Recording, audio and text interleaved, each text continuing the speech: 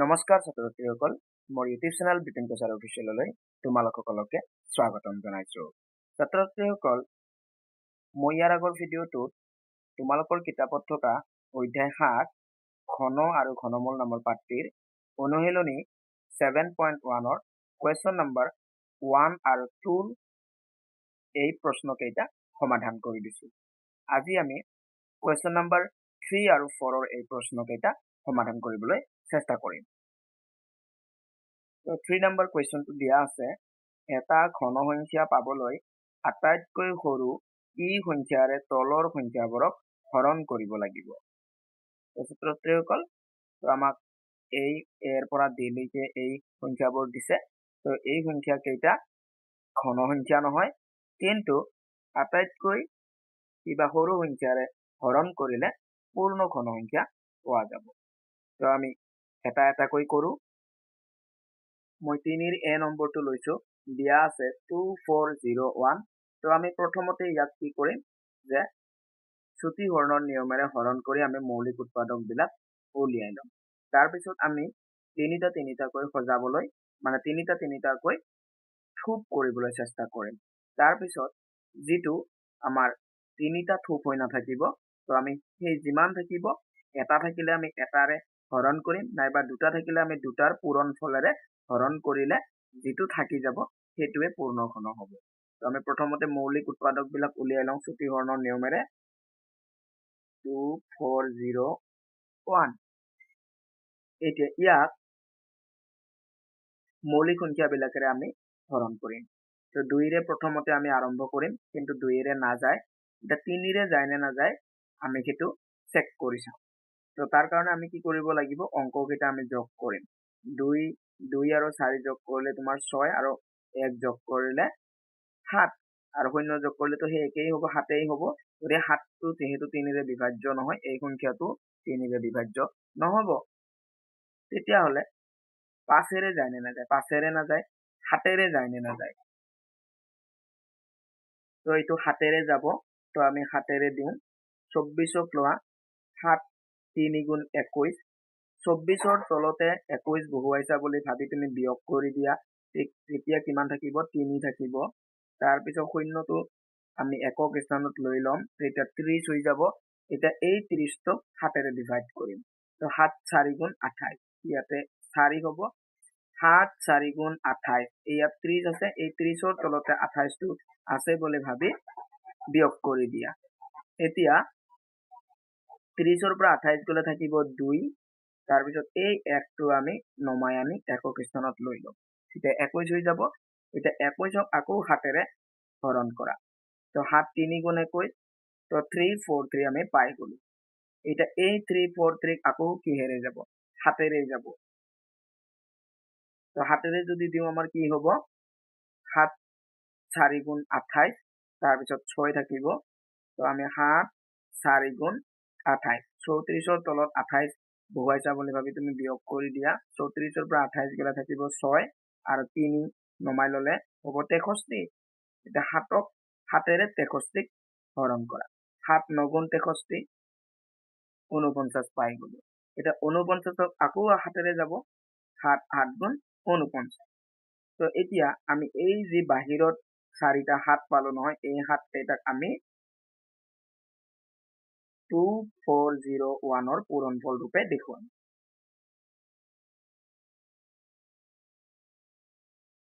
এই 4টা আমি পূৰণফল ৰূপে দেখুৱাম। যিহেতু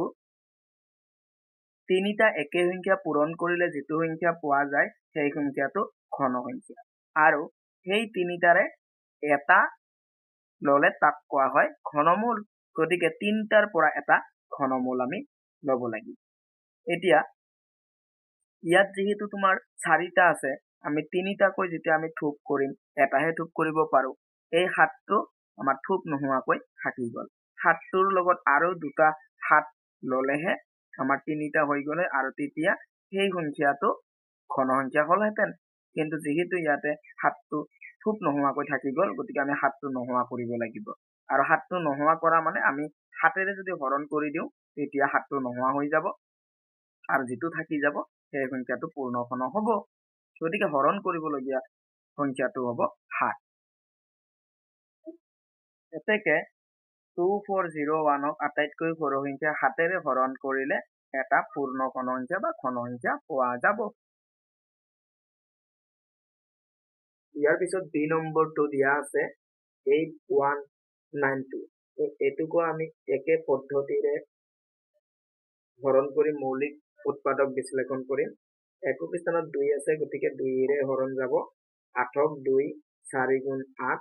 তাৰপিছত একক নাযায়, তো আমি একক নগলে দুটা অংকক ল'ব লাগিব, অৰ্থাৎ 19ক ল'ব লাগিব। কিন্তু 19ক ল'বলৈ হলে ইয়াতে এটা শূন্য দিব লাগিব। এটা 19ক হৰণ কৰিম 2ৰে,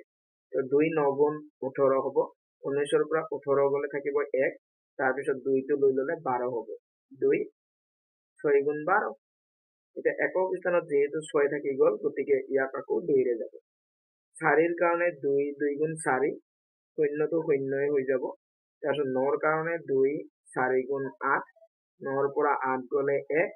তাৰপিছত 6টো লৈ ললে হ'ব 16, 2 8 গুণ 16। একক স্থানত 8 আছে যেহেতু, গতিকে 2ৰে যাব। 2ৰ কাৰণে 2 1 গুণ 2, শূন্যটো আহি যাব। তাৰপিছত 4ৰ কাৰণে 2 2 গুণ 4, 8ৰ কাৰণে 2 4 গুণ 8, আকৌ ইয়াক 2ৰে যাব। 2 10ৰ কাৰণে 5 বাৰ, 2 5 গুণ 10, 2ৰ কাৰণে 1 বাৰ, 4ৰ কাৰণে 2 বাৰ, আকৌ 2ৰে যাব। 5ৰ কাৰণে 2 2 গুণ 4, 5ৰ পৰা 4 গলে 1, এই 1টো লৈ ললে হ'ব 11, 2 5 গুণ 10, 11ৰ পৰা 10 বিয়োগ কৰিলে থাকিব 1, আৰু 2টো লৈ ললে হ'ব 12, 2 6 গুণ 12, আকৌ 2ৰে যাব। 2 1 গুণ 2, 2 2 গুণ 4, 5ৰ পৰা 4 গলে 1, 6 ললে 16, 2 8 গুণ 16, আকৌ 2ৰে যাব। 2 6 গুণ 12, 2 4 গুণ 8, আকৌ 2ৰে যাব। 2 3 গুণ 6, 2 2 গুণ 4, আকৌ 2ৰে যাব। 2 1 গুণ 2 1 গুণ 2, 3ৰ পৰা 2 গলে 1, আৰু 2 মিলি 12, 2 6 গুণ 12, এইটো 6, তাৰমানে 16 পালো। 16ক আকৌ 2ৰে যাব। 2 8 গুণ 16, 2 8ক আকৌ 2ৰে যাব। 2 4 গুণ 8, 4ক আকৌ 2ৰে যাব। 2 2 গুণ 4। এতিয়াহে আমাৰ হৰণ কমপ্লিট হয়। তো এতেকে আমি পূৰণফল হিচাপে দেখুৱাম 8192 ইকুৱেল টু, আমি 2 কেইটা পালো? 2 আমি কেইটা পালো? 1 2 3 4 5 6 7 8 9 10 11 12 13টা। তো আমি 13টা 2ৰ পূৰণফল হিচাপে দেখুৱাম। তো আমি এই 13টা 2ক এতিয়া তিনিটা তিনিটাকৈ থোপ কৰিম। তো এনেকৈ থোপ কৰাৰ ফলত আমাৰ 1 2 3 4টা থোপ হল, কিন্তু আমাৰ এটা 2 থোপ নোহোৱাকৈ থাকি গল। এতিয়া এই 2টো নোহোৱা কৰিলেই এটা পূৰ্ণ ঘন পাম। তো নোহোৱা কৰিবলৈ হলে 2ৰে হৰণ কৰিব লাগিব। এতেকে 8192ক আটাইতকৈ সৰু সংখ্যা 2ৰে হৰণ কৰিলে এটা ঘন সংখ্যা পোৱা যাব। এতিয়া চি নম্বৰটো আমি চেষ্টা কৰিম কৰিবলৈ। তো আমাক দিয়া আছে 6561। তো ইয়াক আমি কি কৰিম? মৌলিক সংখ্যাৰে হৰণ কৰিবলৈ চেষ্টা কৰিম। তো 2ৰে নাযায়, 3ৰে জানে নাযায় আমি অংককেইটা যোগ কৰি চাওঁ। 6 5 11, 11 আৰু 6 যোগ কৰিলে 17, 17ৰ লগত 1 যোগ কৰিলে 18, 18টো যিহেতু 3ৰে বিভাজ্য হয়, এই সংখ্যাটো 3ৰে বিভাজ্য হব। 6ৰ কাৰণে 3 2 গুণ 6, 5ৰ কাৰণে 3 1 গুণ 3, 5ৰ পৰা 3 গলে থাকিব 2, এই 6টো নামি আহিলে হব 26, গতিকে 3 8 গুণ 24, 26ৰ পৰা 24 গলে থাকিব 2, আৰু এই 1টো লৈ ললে 21 হব। 3 7 গুণ 21। তো এতিয়া এইখিনি থাকি গল। এতিয়া ইয়াক আকৌ 3ৰে জানে নাযায় আমি অংককেইটা যোগ কৰি চাম। 8 7 15, 15 1 16, 16ৰ লগত 2 যোগ কৰিলে 18, গতিকে 18টো যিহেতু 3ৰে বিভাজ্য, এই সংখ্যাটো 3ৰে বিভাজ্য হব। 21ক লোৱা 3 7 গুণ 21, 8ৰ কাৰণে 3 2 গুণ 6, 8ৰ পৰা 6 গলে 2 থাকিব, আৰু 7টো লৈ ললে হব 27, 3 9 গুণ 27 এইখিনি থাকি গ'ল 729 ইয়াক আকৌ 3 ৰে জানে যে আমি অংককেইটা যোগ কৰি চাম 7 2 যোগ কৰিলে 9 9 9 18 গতিকে যাব 7 কাৰণে 3 2 গুণ 6 1 থাকিব 1 লগত 2 ললে 12 3 4 গুণ 12 9 3 3 গুণ 9 2 4 3 থাকি গ'ল ইয়াক আকৌ 3 ৰে যাব 24 কাৰণে 3 8 গুণ 24 3 কাৰণে 1 81 আকৌ 3 ৰে যাব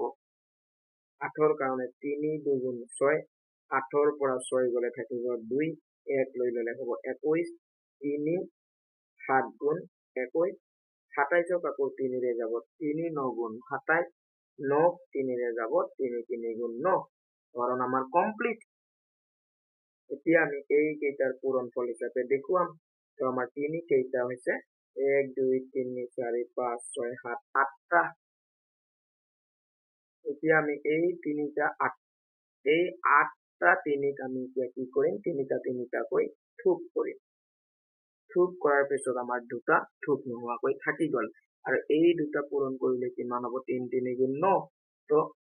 গতিকে আমি 9 ৰে যদি হৰণ কৰো তেতিয়াহ'লে এই 3 দুটা নোহোৱা হৈ যাব গতিকে এইটো এটা পূৰ্ণ ঘনক হ'ব এতেকে 6531 আটাইতকৈ সৰু সংখ্যা 9 ৰে হৰণ কৰিলে এটা ঘন সংখ্যা পোৱা যাব নেক্সট ডি নম্বৰটো আমাক এনেকৈ দিয়া আছে 1 লাখ দিয়া আছে তো ইয়াকো আমি চুটি হৰণৰ নিয়মেৰে হৰণ কৰি মৌলিক উৎপাদক বিলাক উলিয়াই তো শূন্য আছে 2 ৰে যাব 10ক লোৱা 2 5 গুণ 10 আৰু বাকি এই 4টা শূন্য আহি যাব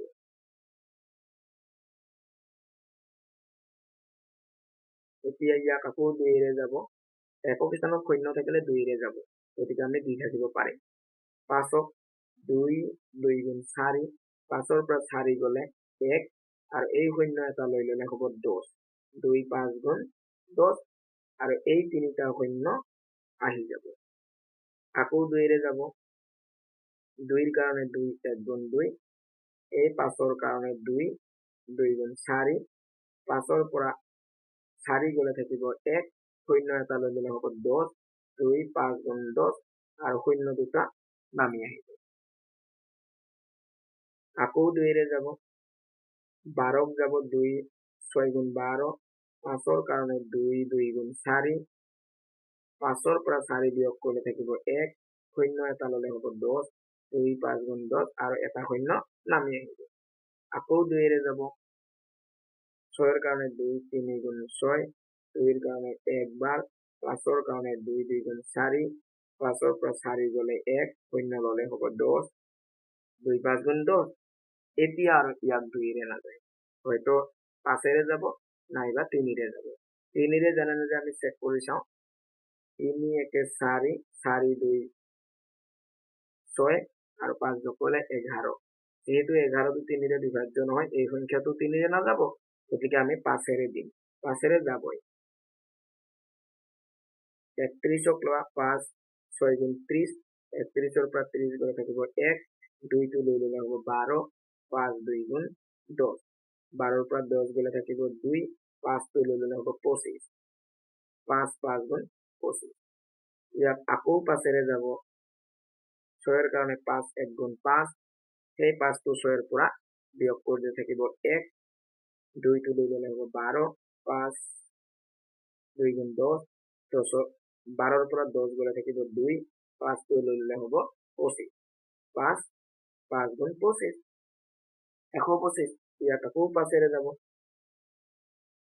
5 6 গুণ নহয় 5 2 গুণ হ'ব এইটো 2 5 2 গুণ 10 12 পৰা 10 গলে 2 5 লৈ ললে 25 5 5 গুণ 25 এই 25 টো 5 ৰে আকৌ যাব 5 5 গুণ 25 ওকে মোৰ তলত জাগা নাই কাৰণে মই ৰাইট সাইডে লিখিম তো আমি এতেকে এই যে আমাৰ 1 লাখ দিয়া আছিলে নহয় 1 লাখটোক আমি এই মৌলিক উৎপাদক কেইটাৰ পূৰণফল হিচাপে দেখুৱাম আমি 2 কেইটা পাইছো 1 2 3 4 5টা 2 পাইছো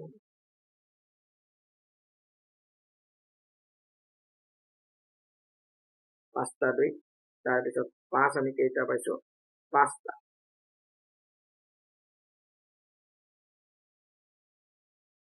তলত লিখো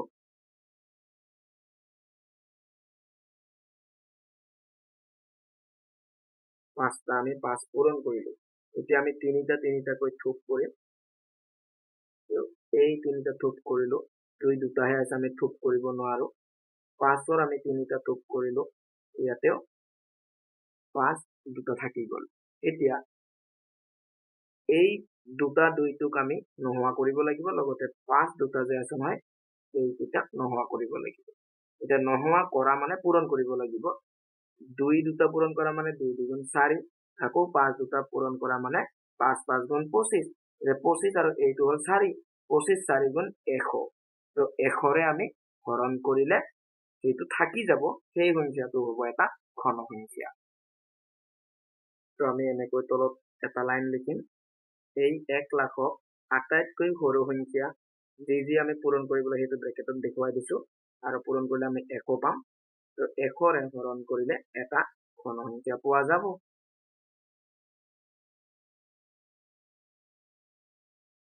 ইয়াৰ পিছত 4 নম্বৰটো দিয়া আছে আটাইতকৈ কি সৰু সংখ্যাৰে তলৰ সংখ্যাবোৰক পূৰণ অথবা হৰণ কৰিলে এটা ঘন সংখ্যা পাম আমাক এৰ পৰা ই লৈকে আমাক যিকেইটা সংখ্যা দিয়া আছে তো এইকেইটাক আমি প্ৰথমতে কি কৰিম আমি হৰণ ছুটি হৰণৰ নিয়মেৰে হৰণ কৰি মৌলিক উৎপাদক বিলাক উলিয়াই লম তাৰ পিছত আমাৰ যোনটো সৰু হ'ব আমি হৰণ কৰিলেও পূৰ্ণ সংখ্যা পাম লগতে পূৰণ কৰিলেও পূৰ্ণ সংখ্যা পাম কিন্তু যোনটো সৰু হৰণ কৰিবলগীয়া আৰু পূৰণ কৰিবলগীয়া দুটা সংখ্যাৰ ভিতৰত যোনটো সৰু আমি সেইটো কাম কৰিম ওকে আৰু তেনেকৈ আমি এটা পূৰ্ণ সংখ্যা পাই যাম তো আহা আমি এটা এটাকৈ কৰো মই 4 নম্বৰৰ এ নম্বৰটো লৈছো দিয়া আছে 250 তো আমি ইয়াক মৌলিক সংখ্যা প্ৰথমটো মৌলিক সংখ্যা 2 এই 2ৰে হৰণ কৰিবলৈ আৰম্ভ কৰিম তো এই 2টোৰ কাৰণে একবাৰ যাব 2 1 গুণ 2 তাৰ পিছত 5 আছে 5ৰ কাৰণে 2 2 গুণ 4 2 2 গুণ 4 5ৰ তলত 4 বহাই যাবলৈ হ'লে বিয়োগ কৰি দিয়া থাকিব 1 শূন্যটো লৈ ললে হ'ব 10 2 5 গুণ 10 থাকি গল 125 এটা এই 125 টোক 2ৰে নাযায় 3ৰে যায় নেকি আমি যোগ কৰি চাম অংককেইটা 2 আৰু 1 যোগ কৰিলে 3 আৰু 5 যোগ কৰিলে 8 8টো যেহেতু 3ৰে বিভাজ্য নহয় 125 টো 3ৰে বিভাজ্য নহব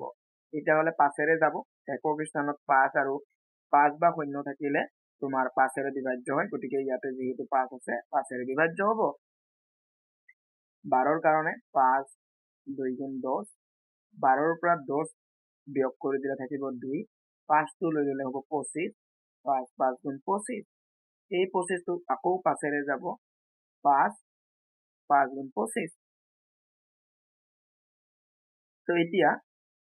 আমাৰ এই 2 আৰু 3টা 5 বাহিৰত থাকি গল এইকেইটাৰ আমি পূৰণফল ৰূপে এই 250 টো পাই যাম এতেকে তো আমি এনেকৈ পূৰণফল ৰূপে দেখুৱাৰ পিছত গম পালো যে 5 3টা আছে তো আমি এই 5টোক 3টা উৎপাদকৰ এটা আমি থোপ কৰিব পাৰো কিন্তু 2টো আমাৰ থোপ নহয় 2ৰ উৎপাদকৰ থোপ কৰিবলৈ হলে আমাক আৰু দুটা 2 লাগে দুটা 2 মানে 2 পূৰণ 2 2 2 4 লাগিব ওকে এতিয়া আমি পূৰণ কৰিবলৈ গলে আৰু দুটা 2 লাগিব অৰ্থাৎ 4 লাগিব আৰু হৰণ কৰিলে আমি 2ৰে হৰণ কৰিব পাৰো 2ৰে যদি হৰণ কৰো এই 2টো নোহোৱা হৈ যাব তেতিয়া অকল এই 5 3টাৰ থোপটো থাকি যাব গতিকে আমাৰ হৰণ কৰিবলগীয়া সংখ্যাটো সৰু হ'ব 2 হ'ব গতিকে আমাৰ উত্তৰটো আমি 2 লিখিম তো আমি এনেকৈ এক লাইন লিখি দিম এতেকে 250ক আটাইতকৈ সৰু সংখ্যা 2ৰে হৰণ কৰিলে এটা ঘন সংখ্যা পোৱা যাব ইয়াৰ পিছত বি নম্বৰটো দিয়া আছে 675 ইয়াকো আমি ছুটি হৰণৰ নিয়মেৰে হৰণ কৰি মৌলিক উৎপাদক বিলাক উলিয়াই লম তো আমাৰ 2ৰেটো নাযায় 3ৰে জানে নাযায় আমি অংককেইটা যোগ কৰি চেক কৰি চাওঁ 7 5 12 12 আৰু 6 যোগ কৰিলে হ'ব 18 18টো তোমাৰ 3ৰে বিভাজ্য হ'ব সেই কাৰণে আমি সংখ্যাটোক 3ৰে হৰণ কৰিব পাৰিম তো 6ৰ কাৰণে 3 2 গুণ 6 তাৰপিছত 7ৰ কাৰণেও 3 2 গুণ 6 7ৰ তলত 6 বহু হিচাপ বুলি ভাবি বিয়োগ কৰি দিয়া থাকিব 1 5টো লৈ ল'ব 15 3 5 গুণ 15 এতিয়া আমাৰ এনেকুৱাকৈ 225 থাকি গ'ল এই 225টোক আকৌ আমাৰ কিবা মৌলিক সংখ্যাৰে হৰণ যায় নেকি তো আমাৰ 5ৰে তো যাবই কিন্তু 5ৰে যোৱাৰ আগতে 2 নহয় 3ৰে যায় না নাযায় আমি চেক কৰি চাম তো 2 2 4 আৰু 5 যোগ কৰিলে 9 যাব 3ৰে তো 22ৰ কাৰণে লোৱা 3 7 গুণ 21 21টো 22ৰ তলতে বহাই যাবলৈ বিয়োগ কৰি দিয়া থাকিব 1 5টো ল'লে হ'ব 15 3 5 গুণ 15 7 আৰু 5 যোগ কৰিলে 12 এই 12টোক যেহেতু 3ৰে যায় সংখ্যাটো 3ৰে যাব 3 2 গুণ 6 7ৰ পৰা 6 গ'লে থাকিব 1 আৰু 5 লৈ ল'লে 15 3 5 গুণ 15 25 থাকি গ'ল 25টোক 5ৰে যাব 5 5 গুণ 25 এতেকে 675 ইকুয়াল টু আমি এইকেইটাৰ পূৰণফল ৰূপে দেখুৱালো আমি তিনিটাকৈ যদি থোপ কৰো আমি 3ৰ এটা থোপ পাম কিন্তু 5ৰ আমি এটা থোপ নাপাওঁ ইয়াতে আমি 5ৰ তিনিটা থোপ বনাবৰ কাৰণে আৰু এটা 5 পূৰণ দিব লাগিব ওকে তাৰমানে 5 পূৰণ কৰিলে এইটো এটা আমি পূৰ্ণ ঘন সংখ্যা পাই যাম বা ঘন সংখ্যা পাই যাম আনফালেদি হৰণ কৰিবলৈ হলে আমি এই 5 দুটা নোহোৱা কৰিব লাগিব নোহোৱা কৰা মানে 5 5 গুণ 25 25ৰে হৰণ কৰিব লাগিব তো আমাৰ হৰণ কৰিবলগীয়া সংখ্যাটো 25 ডাঙৰ হৈ যাব পূৰণ কৰিবলগীয়া সংখ্যাটো 5 গতিকে আমাৰ ইয়াতে পূৰণ কৰিলে আটাইতকৈ সৰু সংখ্যা 5ৰে পূৰণ কৰিলে আমি ঘন সংখ্যা পাই যাম আমি তলত এক লাইন এনেকৈ লিখি দিম যে ইমানক আটাইতকৈ সৰু সংখ্যা 5ৰে পূৰণ কৰিলে এটা ঘন সংখ্যা পোৱা যাব এতিয়া সি নম্বৰটো দিয়া আছে 1372 তো ইয়াত একক স্থানত 2 আছে গতিকে ইয়াক 2ৰে হৰণ যাব 13ৰ কাৰণে 2 6 গুণ 12 13ৰ তলতে 12 বহাইছা বুলি ভাবে বিয়োগ কৰি দিয়া থাকিব 1 7টো লৈ ল'বা একক স্থানত হৈ যাব 17 2 8 গুণ 16 16টো 17ৰ তলতে বহাইছা বুলি ভাবি বিয়োগ কৰি দিয়া 17ৰ পৰা 16 গলে থাকিব 1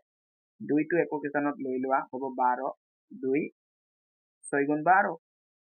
একক স্থানত 6 পৰি গ'ল গতিকে এইটো 2ৰে হৰণ যাব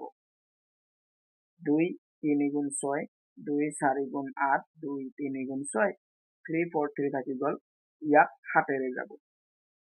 34ৰ কাৰণে 7 4 গুণ 28 34ৰ পৰা 28 বিয়োগ কৰিলে থাকিব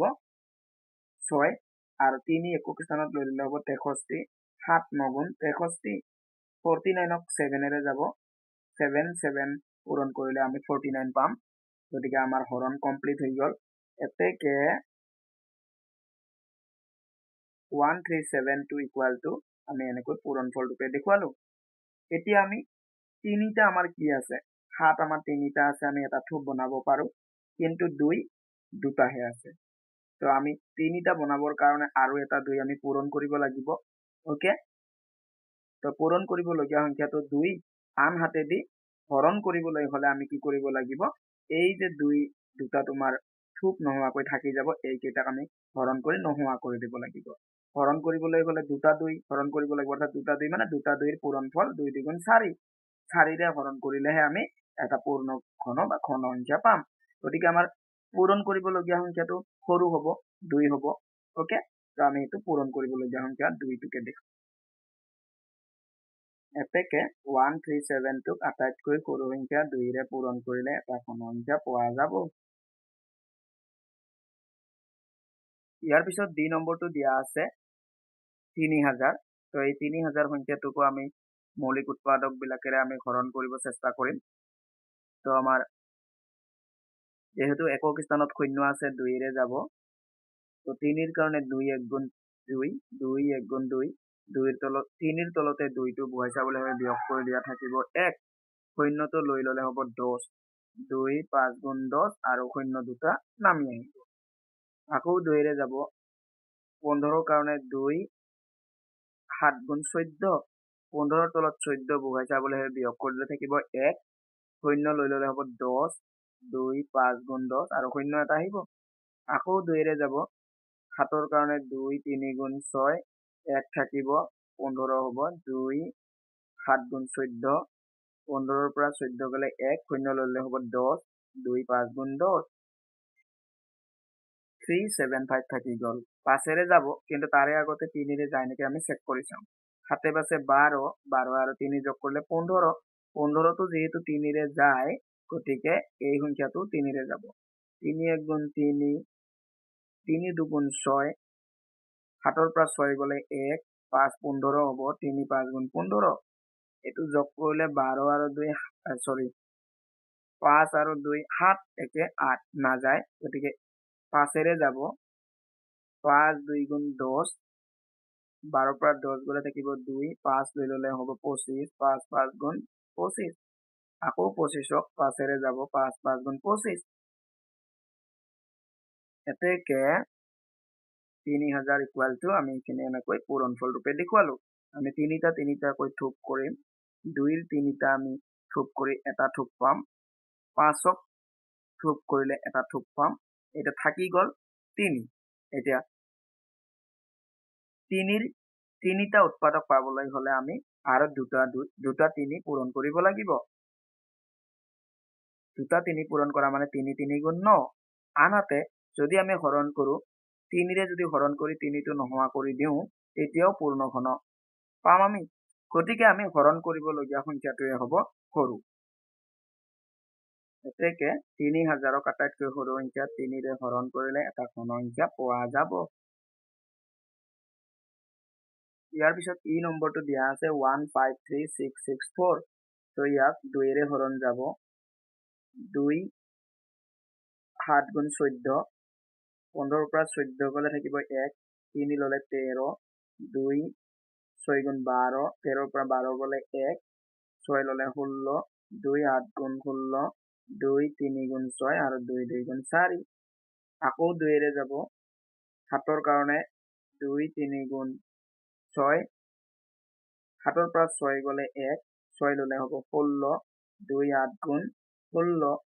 তাৰপিছত 2 4 গুণ 8 3ৰ কাৰণে 2 1 গুণ 2 3ৰ পৰা 2 গ'লে থাকিব 1 আৰু এই দুটো একক স্থানত লৈ ল'লে হ'ব 12 2 6 গুণ 12 ইয়াক আকৌ 2ৰে যাব 2 1 গুণ 2 3ৰ পৰা 2 গ'লে 1 8 লৈ ল'লে হ'ব 18 2 9 গুণ 18 তাৰপিছত 2 2 গুণ 4 এতিয়া 1 আছে 1টো নাযায় নগলে এটা শূন্য দিব লাগিব দিয়াৰ পিছত আমি এই দুটাক একেলগে লৈ লম 1 10 6 16 2 8 গুণ 16 আকৌ ইয়াক 2ৰে যাব 19 আছে 2 9 গুণ 18 19ৰ পৰা 18 গ'লে 1 এই দুইটো ল'লে হ'ব 12 হ'ব 2 6 গুণ 12 শূন্য আছে শূন্যই হ'ব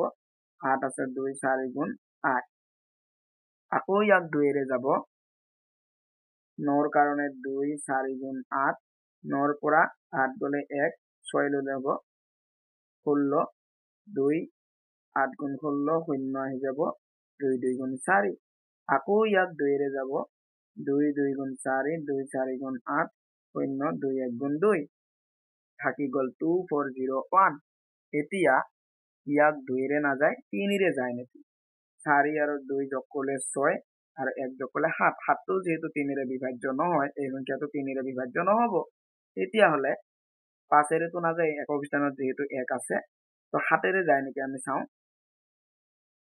7 3 গুণ 21 3 থাকিব 3 তাৰপিছত 7ৰে যাব 7 তোমাৰ